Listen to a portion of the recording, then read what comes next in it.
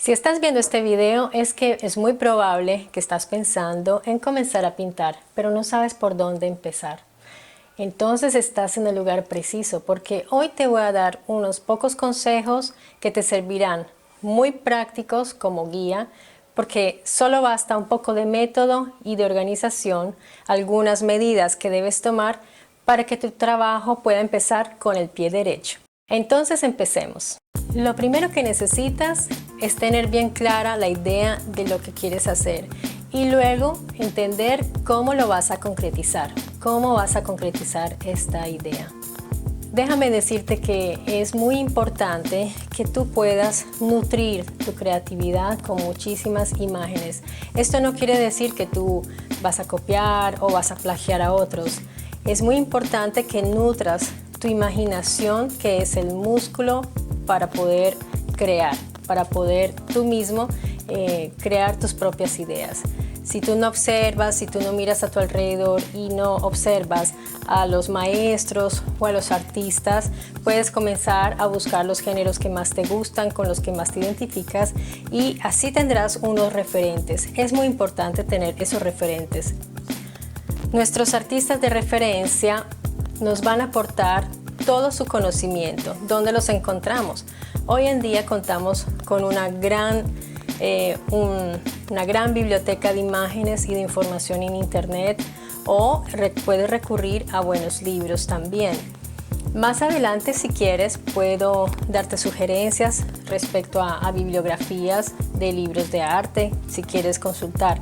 Pero muy seguramente tú sabes con qué línea, con qué estilo o con qué género del arte te identificas más.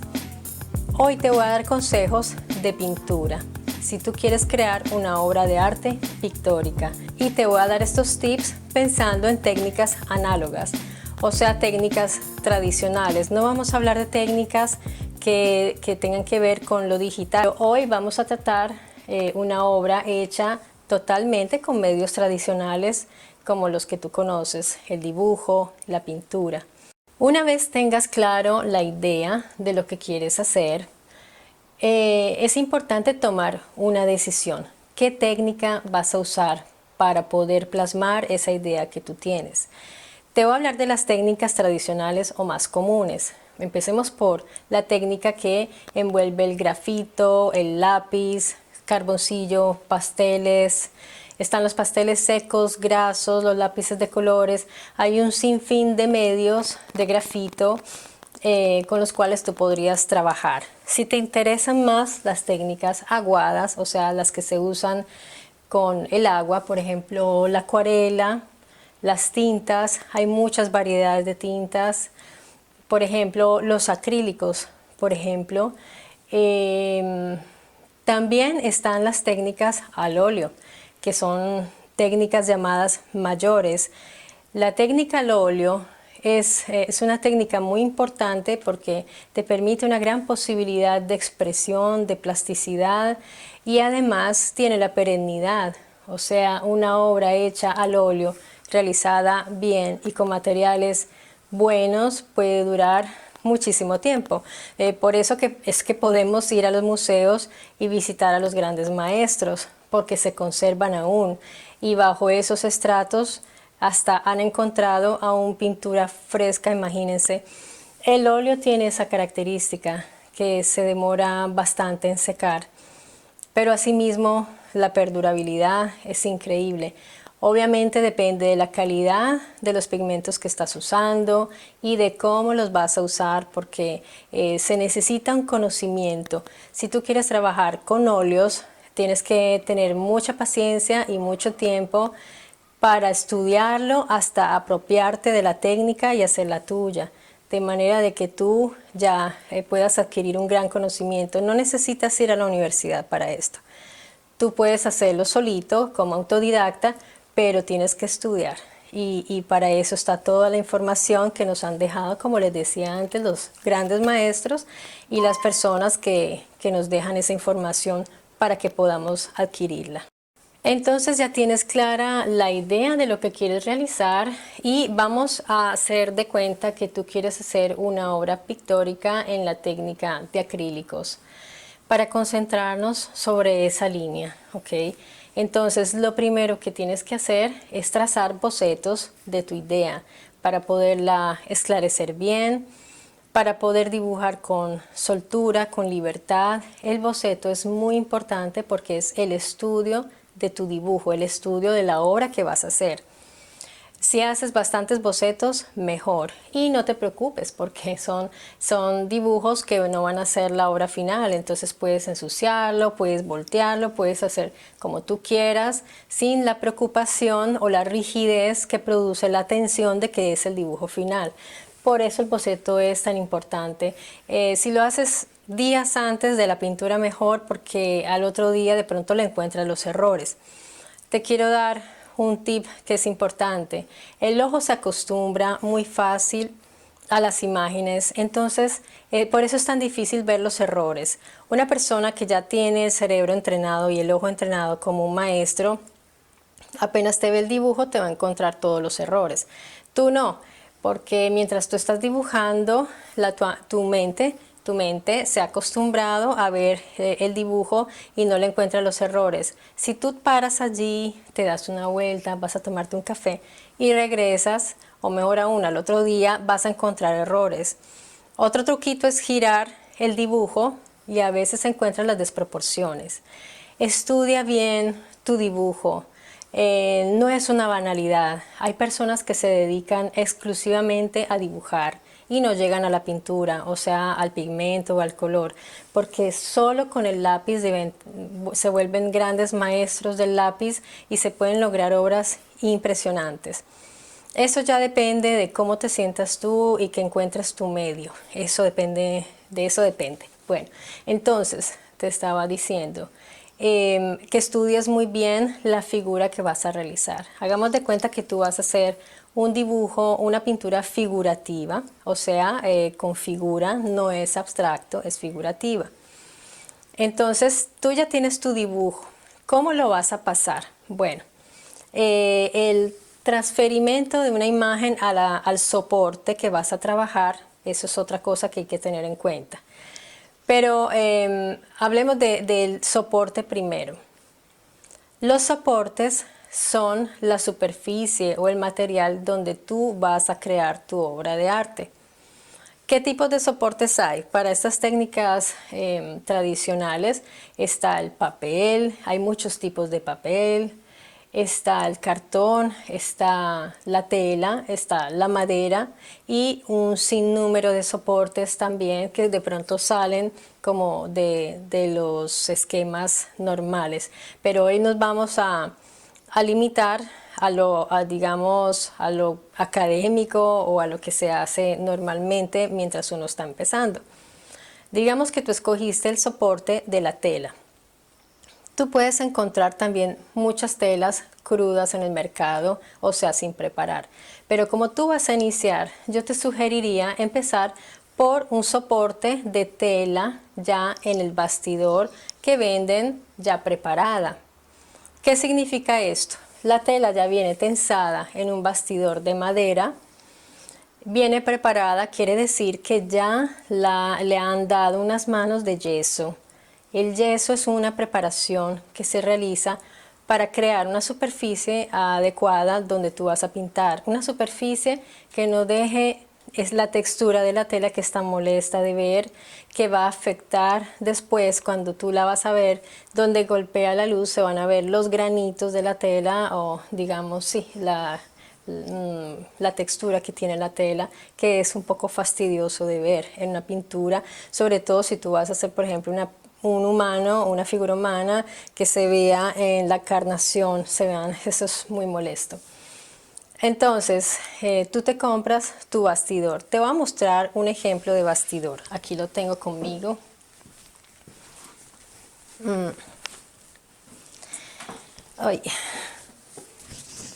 Este es un ejemplo de un bastidor de 50 por 60 centímetros. Viene la tela, está bien tensada. Es muy importante que la tela esté muy bien tensada. Una tela floja es bastante desagradable como presentación y para pintar es un desastre porque se va a mover. Tiene que estar muy tensa. Aquí atrás el bastidor tiene su soporte, está bien grapadita, o sea, este es un bastidor muy básico que es perfecto para alguien que va a empezar a pintar. Ellos traen generalmente estos cositos acá. ¿Esto para qué es? Estos palitos son para que tú los introduzcas en las ranuritas que hay acá, unas ranuras, para que cree más tensión en la tela, entonces de manera que la tela va a quedar bastante tensa y eso está muy bien. Una tela puede perder la tensión si está sujeta a cambios de temperatura, entonces ojo con la tensión de la tela, que es muy importante como presentación. Hay varios métodos de transferir la imagen. Por ejemplo, uno es la cuadrícula. La cuadrícula que se realiza con toda la misuración, las medidas de la figura para pasarla exactamente, porque ¿cómo se dice? Perdón el español a veces. Al agrandar la imagen o achicarla, tiene que conservar sus proporciones y la cuadrícula permite que esto sea así. Otro método es tú haces un dibujo en el papel transparente que en Colombia, por ejemplo, se llama el papel mantequilla. No sé en tu país cómo se pueda llamar. Papel mantequilla, que es ese transparente. Tú haces tu dibujo con un lápiz blando, o sea, con un número que no sea duro. Los lápices tienen diferentes gradaciones y, por ejemplo, uno blando, entre más grande el número es más blandita la punta, o sea, el grafito es más blando y eso permitirá que se transfiera más fácil, más fácil. Entonces, si el lápiz tiene un número, entre más grande el número, más alto, es más blandita la punta y eso va a permitir que se pase más fácil. Tú trazas el dibujo en el papel mantequilla, por el otro lado vas a rayar con un lápiz más duro. Te voy a dar un ejemplo, digamos que tú trazas el dibujo con un número 4 de lápiz, digamos. Si atrás vas a rayar, raya con un número, no sé, HB o con, sí, que son duros, teniendo en cuenta que la imagen se va a pasar invertida de lado. O sea, esa técnica nos la enseñan en el colegio, creo. Pero si no quieres que suceda eso, que venga con, digamos, la orientación distinta, entonces yo tengo un truquito que es que vuelvo y hago el dibujo donde rayé, en fin, o sea, hay que buscarse un poquito el método. Hay otro método que también, bueno, el papel carbón, algunos lo usan, o el proyector, si tú quieres proyectar la imagen con un proyector también es un poco más sofisticado, pero funciona muy bien, sobre todo en formatos grandes. A veces hago el dibujo directamente sobre la tela, pero ahí tienes que tener en cuenta qué quieres tú. Si quieres algo muy preciso, muy exacto, si es algo que para no estar borrando, porque al borrar la tela también se va manchando, o sea, se ensucia, es desagradable. Aunque tú, si cometes errores, puedes volver a pasar ahí el yeso y el lápiz no se va a ver tanto, pero no es lo ideal. Lo ideal es que ya el dibujo quede ahí. Ahora, si tú quieres algo más informal, no sé, estamos hablando de figuración, no de abstracto, entonces estos puntos por eso se pueden aplicar en esto. Te voy a hacer un paréntesis. Lo que yo te estoy sugiriendo aquí no quiere decir que sea una regla sacrosanta. Todo esto es relativo. Solo que cuando uno está empezando sí necesita un método y con una cierta rigidez para poder tener una organización. Ya después tú puedes romper todos los esquemas que quieras y podrás manejar la técnica como la quieras manejar y en el orden que lo quieras hacer y romper todos esos esquemas, pero porque ya tú te has apropiado de la técnica es distinto. Pero para empezar sí es bueno tener un método y un orden, ¿ok? Bueno, entonces tú pasas tu dibujo al soporte, digamos que es tela. El siguiente paso es consíguete un spray que fije el lápiz, en este caso un fijador de lápiz, esos los venden en el mercado, son muy buenos, para que cuando tú hagas lo que viene se llama grisalla. La grisalla es una capa muy delgada de acrílico. Yo uso, por ejemplo, como color para la grisalla, me gusta mucho el ocre. Lo uso como base. La grisalla es aplicar sobre toda la superficie el color plano, en este caso acrílico, ocre, como te decía, que es muy bueno. ¿Por qué ocre?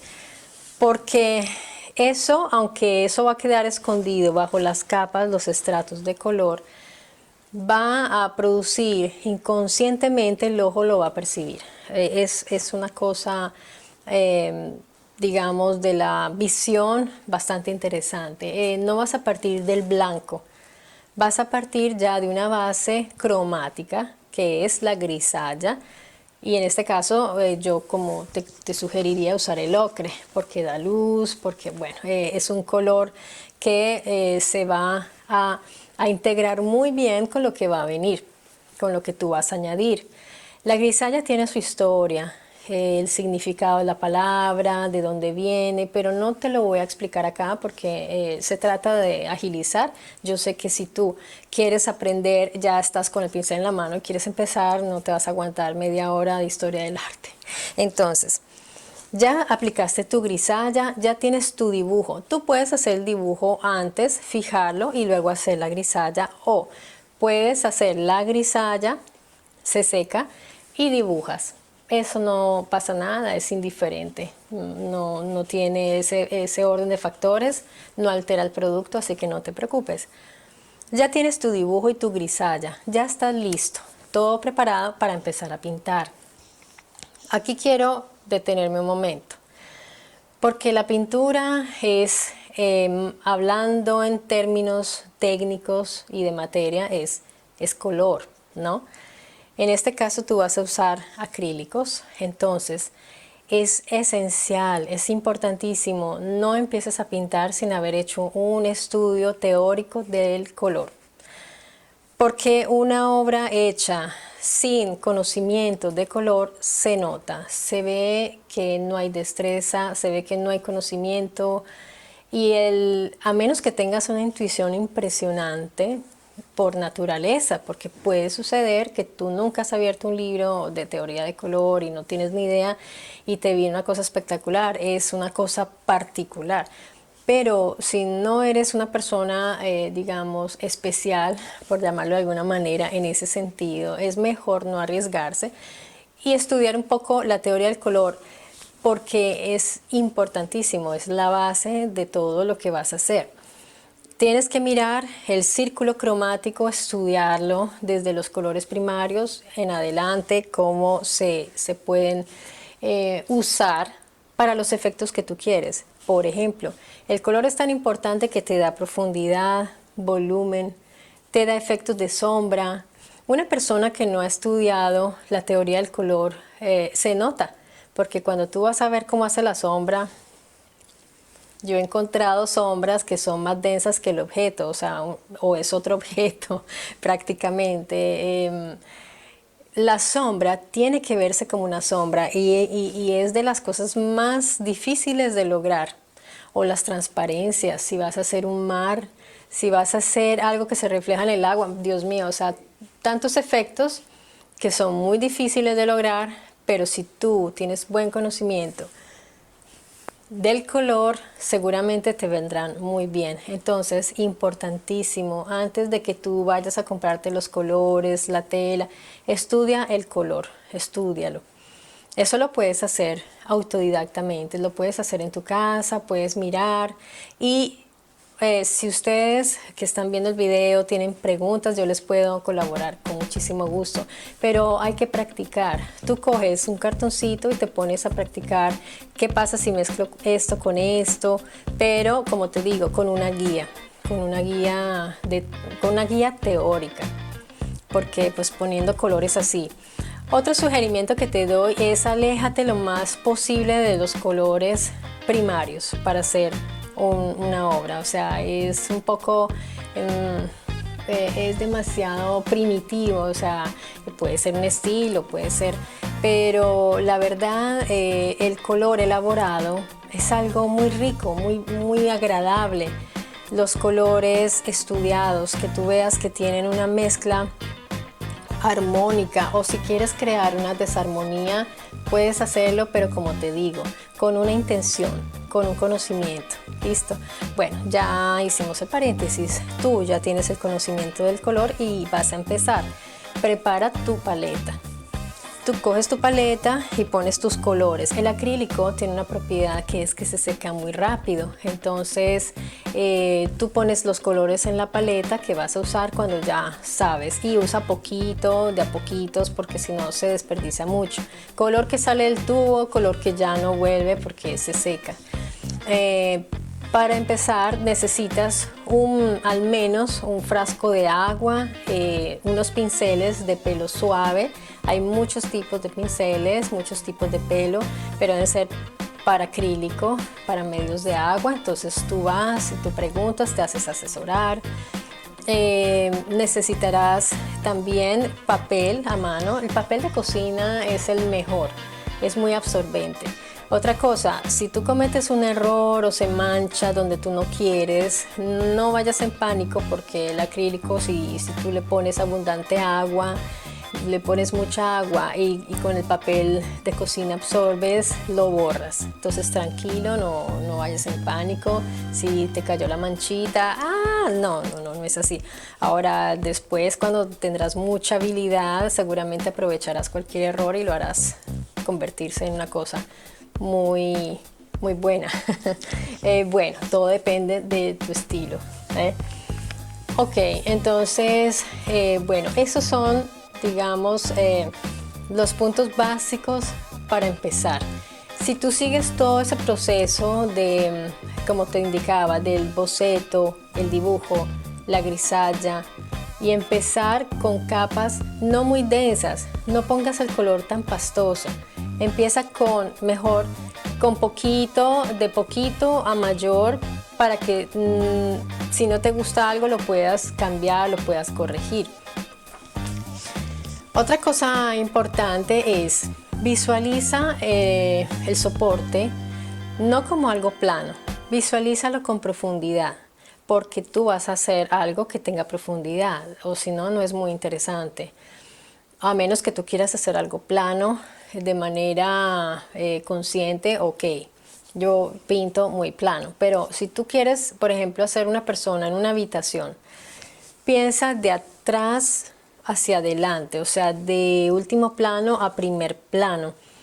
Lo que está en el fondo, tienes que empezar desde el fondo hacia acá. No empieces desde la figura de una vez y después, ay, ahora tengo que hacer el cielo, ay, tengo que hacer las montañas y tengo que hacer lo que está lejos. Es terrible. Empieza con lo que está lejos y te vas acercando hasta la figura central o la más importante. Esa déjala de último. Resulta que la carnación tiene una elaboración increíble. Tú ves esas pinturas con el color carne, no pusieron el color carne de una vez.